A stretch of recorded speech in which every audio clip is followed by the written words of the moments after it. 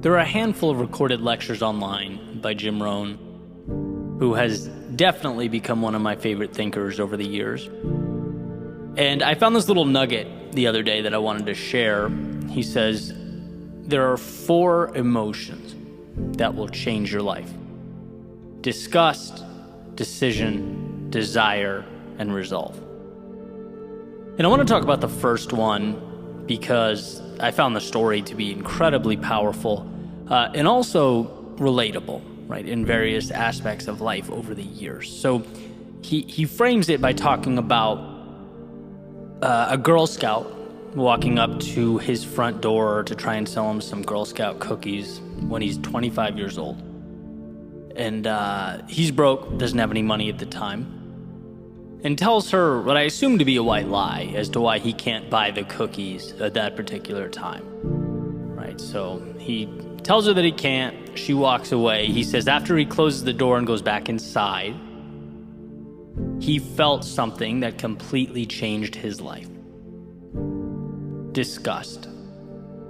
An overwhelming feeling that he simply didn't want to live like that anymore. He didn't want to lie. He didn't want to be broke. And I'm quoting him. He says, the day you can say I've had it may not be the day it ends, but the day it begins. And that feeling, which of course on the surface seems like a terrible thing, right? No one wants to feel disgust with their circumstance. But it's ultimately one of the most powerful indicators life can present to us. There has always been, and I assume will continue to be, that point in many different facets of my life where I say enough is enough. I just never thought to categorize it and label it like he did, but that's what it is. You know, getting to a point where you look around and realize you've conceded too much. You've strayed too far beyond what matters to you.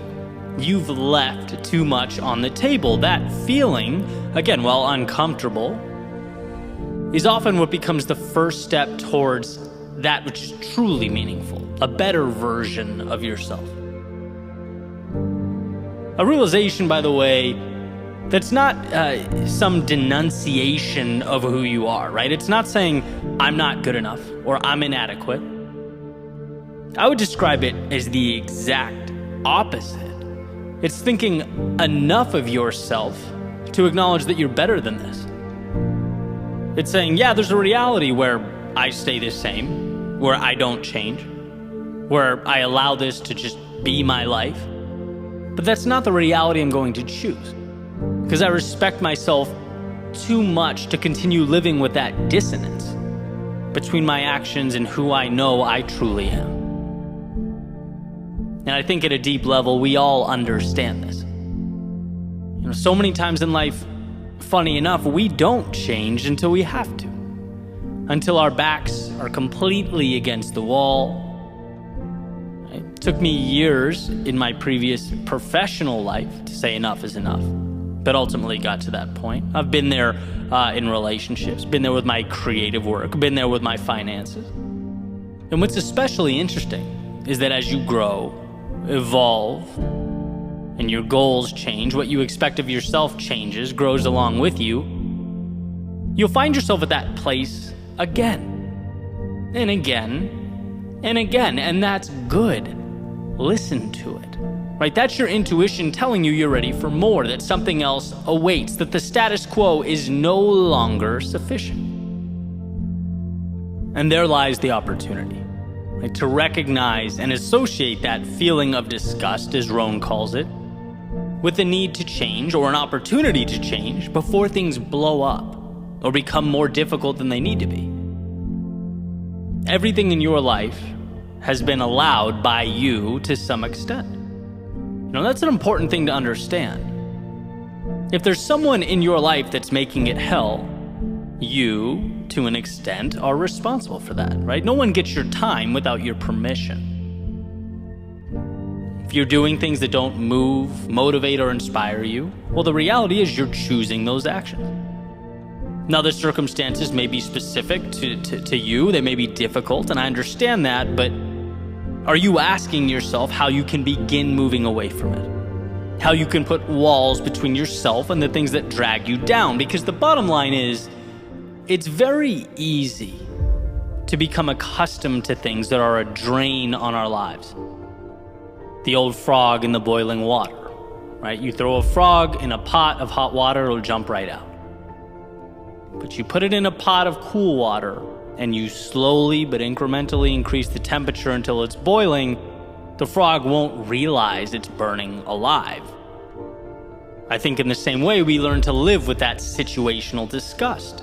The things we're unhappy with just become the baseline or normal. It becomes regular. And what I love about this Girl Scout cookie story is that light bulb moment where it's like, no, I don't have to accept this. I can take back control. I dictate how I'm going to live, and I know this isn't it. Now, you don't need to have all the answers right away. In fact, you most certainly won't have them. But every journey, as the saying goes, begins with the first step. That's precisely why the moment is so powerful. You don't start moving to that new place until you realize that you want to start moving away from where you are. Rohn talks about disgust being a powerful motivator. That's why. It's the initial leverage you need to create that momentum. To see the gap between where you want to be and where you are. And this is ultimately a call to that realization. Do an audit on yourself and your contentment, the places you find lacking. They're calling for your attention. And it's normal, it's okay, it's part of life, but it's also your opportunity to begin making that change. I like very simple, very straightforward notes to help me parse through this. Simple list, 2 columns. On the left, everything that brings me some level of anxiety or that is a drain on my peace. And on the column on the right, directly across from it, simply what I plan to do about each item. Nothing major, but a tangible, manageable step. Because as Jim Rohn says, you begin to utilize that feeling of disgust or discontent to act. You turn that message into something beautiful, an adventure, some variation of growth. That's where the good stuff is. By the way, it also changes our relationship with those emotions when they emerge. It's no longer poor me, I'm stuck, my life is hard, and the list goes on and on. No, it's, oh, this doesn't feel good. How can I use it to connect me to something that does? Let's listen to that. I don't like the feeling of making excuses as to why I can't buy the cookies. I don't like the feeling of not having the financial resources. Obviously, can't fix it overnight, but let's make a plan. Let's allow the wheels to hit the road, right? Which, hey, who knows, might be more than I've ever done. This is the magic beginning he alludes to. The confidence being earned, the purpose, the meaning, and ultimately being that we only get results where we place our attention, the outcome we've been looking for. So when you find yourself at that point, when you experience a repetition of disappointment or frustration with your circumstance, let that be the gift it's trying to be.